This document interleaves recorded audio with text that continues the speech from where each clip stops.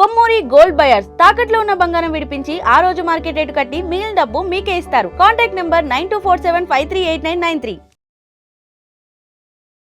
నమస్తే, welcome to Mahathi భక్తి. ఈరోజు మనతో పాటు ఉన్నారు ప్రముఖ ఆధ్యాత్మికవేత్త టీకేవి రాఘవన్ గారు.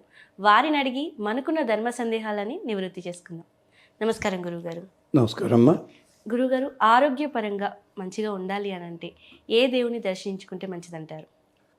అందరికీ నమస్కారం. ఆరోగ్యపరంగా అన్నారు గనక ముందుగా దేవుడి కంటే కూడా 2 పనులు చేయాలి. ఆహార వ్యవహారములు. ఆహారం సరే మీరు చెప్పచ్చు, తెలిసిపోతుంది. వ్యవహారం అంటే అర్థం ఏమిటి? ఎప్పుడు మెళకువ తెచ్చుకోవాలి, ఎప్పుడు నిద్రపోవాలి, ఎప్పుడు విశ్రాంతి తీసుకోవాలి, ఇలాంటివి.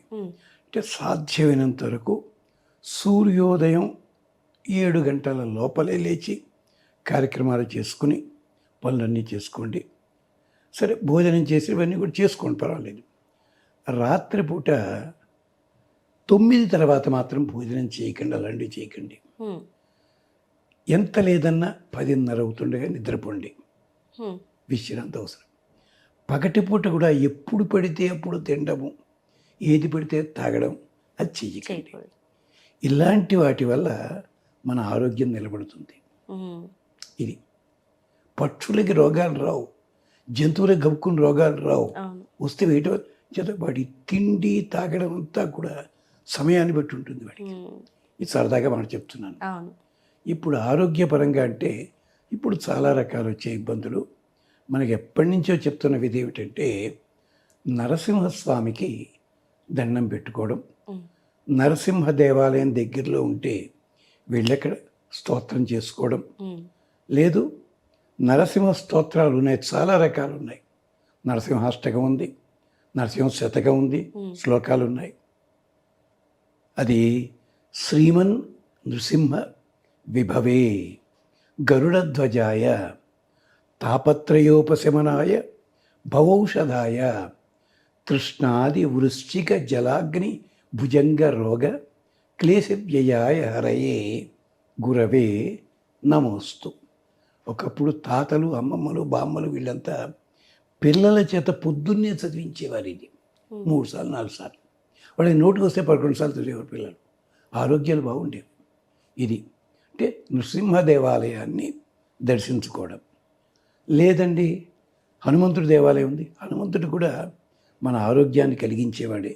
ఎంచేత ప్రాణం మీదకి వస్తే రాముని లేవగొట్టాడు, లక్ష్మణస్వామిని బతికించాడు, సైన్యాన్ని బతికించాడు, ఇలా చేసినవాడు. అంచేత ఆయన కూడా ఆరోగ్య స్వరూపమే. అంతేకాదు, హనుమంతుడు వాయుదేవుని స్వరూపుడు, శివుని స్వరూపం. వీళ్ళిద్దరూ కూడా రోగాలు తొలగించేవాళ్ళే. అది విశేషం. నరసింహస్వామి దగ్గరలో ఉన్న హనుమంతుడి గుడి, శివాలయం, నరసింహ దేవాలయం. ఇక ఏ దేవాలయం ఉన్నా సరే, అన్నిటికంటే కూడా మాకు ఏదో దొరకట్లేదు అంటారా, దేవాలయంలో ధ్వజస్తంభం ఉందనుకోండి, ధ్వజస్తంభానికి 11 ప్రదక్షిణలు చేయండి. ఆ ధ్వజస్తంభం గరుత్మంతుడికి సంకేతం. గరుత్మంతుడు ఓషధుడికి సంకేతం. గరుత్మంతుడి నుంచే బ్రహ్మాండమైన ఓషధులన్నీ వచ్చాయి. అది విశేషం. అది చేసినట్టయితే ఆరోగ్యం సక్రమంగా ఉంటుంది. దయచేసి ఆహార వ్యవహారముల లోపల జాగ్రత్తగా ఉండండి. అలాగే నృసింహ కరావలంబ స్తోత్రం అని యూట్యూబ్లో వస్తుంది, అది రికార్డ్ చేసుకు వినండి. నరసింహ స్తోత్రం, నరసింహాష్టకం ఉంది, నరసింహ పంచ స్తోత్రం ఉంది, 5 శ్లోకాలు ఉంటాయి. చేసుకోండి శ్రద్ధగా. దయచేసి రాత్రి 8 తర్వాత మాత్రము ఎక్కువగా తిండాలి, ఇవి చేయకండి. అలాగే ఎక్కడ పడితే ఏవి పడితే తినడం, అది ఆరోగ్యం మంచిది కాదు. ఇందాక చెప్పిన దానివల్ల మానసిక ఆరోగ్యం ఉంటుంది, శారీరక ఆరోగ్యం ఉంటుంది, ఆర్థికాది ధనలాభాలు కూడా ఉంటాయి దీంట్లో. ఇంకొకటి ఏమిటి అంటే ప్రతి సోమవారం కూడా శివాలయాల్లో పరమశివుల వారికి అభిషేకం జరుగుతుంది.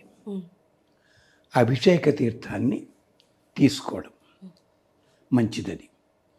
నరసింహ ఆలయంలో స్వాతి నక్షత్రం నాడు ప్రత్యేకించి అభిషేకం జరుగుతుంది. అది దర్శనం చేసుకోవడం. ఇంకొకటి, మీకు దగ్గరలో ఉన్న నరసింహ దేవాలయం ఉన్నట్టయితే నెలకి ఒక్కసారి ప్రతి స్వాతి నక్షత్రానికి ముందు రోజు వెళ్ళి రాత్రి అక్కడ స్టే చేసి గుళ్ళోనే చేయక్కల, ఆడ ఊళ్ళో ఉండొచ్చు, ఆ ప్రదేశంలో ఎక్కడైనా ఉండదు. ప్రదేశంలో ఉండాలి. పొద్దున్నే దర్శనం చేసుకోండి. ఇలా 3 స్వాతి నక్షత్రాలు చేస్తే వైద్యులకు కూడా అందనటువంటి అద్భుతమైన ఔషధం దొరుకుతుంది, మనకి ఉపశమనం జరుగుతుంది, మంచి జరుగుతుంది. ఓకే. ఇది. ఇంకొకటి ఏమిటంటే, ఒక రాగి పాత్రలో నీళ్ళని పెట్టుకుని పొద్దున్నేను దేవుడి దగ్గరే పెట్టి పూజ చేసుకోండి. పాత్రకి చేయక్కల, దేవుడికి చేసుకోండి. ఆ రాగి పాత్రలో ఒక తులసి చిన్న దళం దాంట్లో వేసట్టే పెట్టి ఉంచండి. సాయంకాలం ఆ రాగి పాత్రలో నీళ్లు తాగండి. దానివల్ల ఆరోగ్యం కూడా బాగా అవుతుంది. ఇది పని జరుగుతుంది. అలాగే దత్తాత్రేయుడు గుడి కానీ, ఆంజనేయ స్వామి స్తోత్రాలు ఉన్నాయి, బోళ్ళలు ఉన్నాయి ఆరోగ్యానికి. నరసింహస్వామి సంబంధించిన ఉన్నాయి. లలితా సహస్రంలో కూడా ఆరోగ్యానికి ఉన్నాయి. కానీ ఆ శ్లోకాలు తప్పులు లేకుండా చదవండి. ఒక్కటది, అక్షరాలు ఇష్టం వచ్చినట్టు విడగొట్టి చదివి ప్రాణం మీదకి తెచ్చుకుంటున్నారు. దయచేసి అలా చేయవద్దు. ఏ స్తోత్రం చదివినా విశ్వాసంతో చదవండి. చదవమన్నారండి, టైం ఉండట్లేదండి, ఏం చేస్తామండి? చెప్పిన వాడిని తిట్టుకుని ఆ స్తోత్రాన్ని తిడితే ప్రయోజనం ఉంటుంది. అందుకని దయచేసి వీలుంటే కాస్త ఉదయం సాయంకాలం కూడా నడక చెయ్యండి. ఎంచేత ఈ మధ్యనే కూర్చునే ఉద్యోగాలు ఎక్కువైపోయాయి. దానివల్ల కూడా అనారోగ్యం. ఇది మనకి ప్రత్యేకించి చెప్పేది. నరసింహుడు ఎందుకు చెప్పానంటే, ఆయన హిరణ్యకశిపుడు, హిరణ్యాక్షుడు మనకుండే 2 లక్షణాలు. హిరణ్య అక్షుడు ఉన్నాడే, వాడు భూమి పట్టుకెళ్ళి దాచేశాడు. అంటే వాడి బంగారం మీద చూపు ఉంటుంది. హిరణ్య అక్షుడు అంటే ఏం చేస్తాడు? వాడు ఎదుటివాడికి ఉపయోగించని వాడు తనడు పక్క దాచేస్తాడు. లోభత్వం.